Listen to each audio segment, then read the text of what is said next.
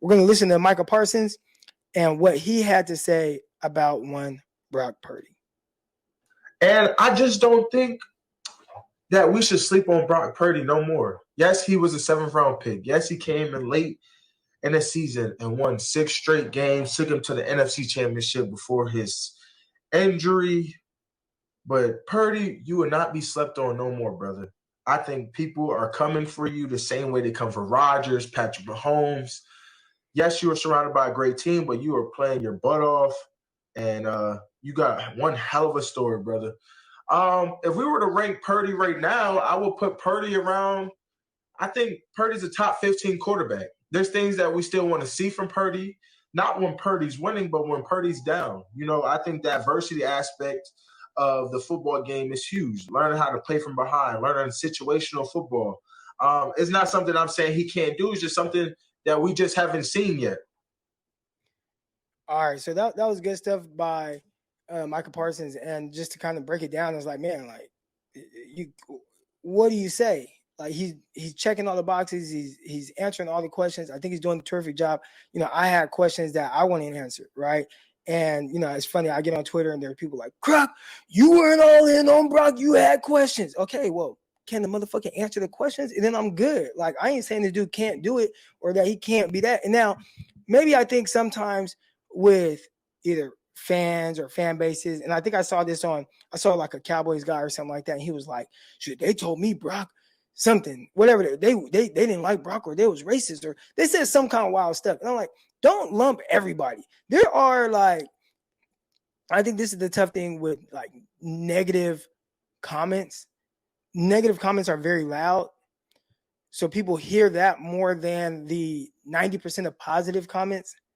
So on a consistent basis, I think people were fairly either high to very optimistic on Brock Purdy, as was I, but maybe I wasn't at level 10 as like some other people, like Terradome in our chat, or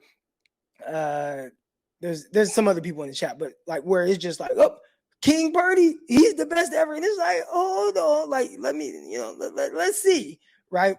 But I think week one is like, man, he answered a lot of questions for me after last year, seeing what he did. Like, can he continue to do that? And I thought he did. So it was like, hey, this might just be him. Now, he said that he believes he's a top 15 quarterback.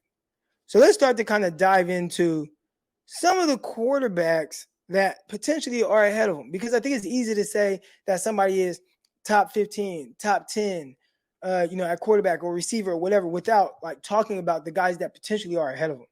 Okay. So I started looking at guys that were potentially ahead, right? I'm just naming off quarterbacks. And it starts to get a little weird once you get around 8, 9, 10. And when I say weird, it's tough because you start to get in this area of guys that might be, again, more like special, might pass the eye test. But are they playing better football than Brock Purdy? So a name out there, Dak Prescott. He's right around like that 10, QB 10 range. And if you would have asked me in the offseason or even prior, it's like, would you take Dak Prescott over Brock, all things considered equal? I'll probably be like, yeah. But the more Brock keeps checking off these boxes, is like, I understand that these guys might be bigger and it might look a little flashier, but I think Brock, if Kyle wanted to, he could throw for 400 yards in a game. Like, in a lot of these games, he kind of called the dogs off, and it's like they're just blowing teams out, and that kind of plays into what Parsons was talking about with like facing adversity. We haven't truly seen a whole lot of adversity that he's had to face. Like, have we watched a game where he's been behind like 10 points? It's like, damn, you're behind, like your defense isn't playing well, you're behind 10 points. What do you do in that situation? Like, what does it look like? Are you still calm? Like, are you still making the right decisions under pressure? So far, it's been probably the most advantageous situation for a quarterback. So that's not saying he can't do it. That's just, he hasn't really been in that type of position. Okay. So that is part of it. Now, I'm looking at some of these other guys. Tua. I would say Tua is cooking right now. And Tua is looking like, if, again, you got to take into account what these guys are asked to do. So maybe Tua is just asked to carry the Dolphins more. Before a guy everybody was killing a year ago, right? Prior to last season, they wanted Tua out. He's a bust. He's not this. Shouldn't have been the top 5 pick.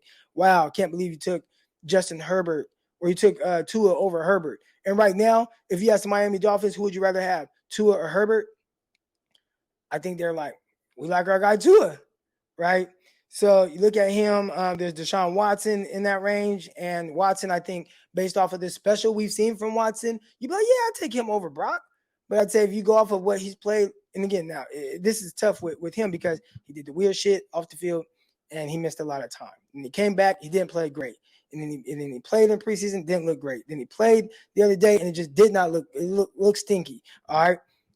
Well, everything I've seen from Brock has been positive. So would I take Brock right now over Deshaun Watson? I mean, shoot, if you asked me this a year ago, I'd be like, there's no effing way. Well, a year prior to the weird stuff.